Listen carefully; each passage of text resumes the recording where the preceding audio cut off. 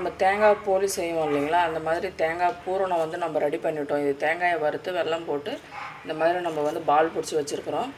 இது பார்த்திங்கன்னா நம்ம அரிசி மாவு, நம்ம டிஃபனுக்கு ஆட்டுவோம் இல்லைங்களா அரிசி மாவு, அதில் தான் நம்ம இதில் குழியில் போட போகிறோம். எப்படி போடலான்றதை பாருங்கள். ஒரு உண்டை நம்ம இதில் போட்டோம். இது மேலே மாவு நல்லா முக்கிற மாதிரி போட்டு அப்படியே ஸ்பூனில் எடுத்து இப்படி விட்டுருவோம். இது வந்து தோசை மாவு தாங்க. தோசை மாவில் செஞ்சால் அவ்வளோ நல்லாயிருக்கும், மொறு மொறுன்னு.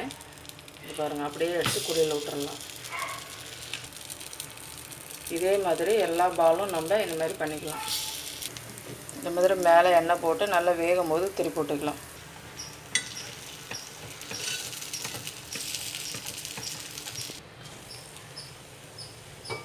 பார்த்திங்கன்னா நல்லா மூடி வச்சு தேங்காய் குழி பணியாரம் ரெடி ஆகிடுச்சு.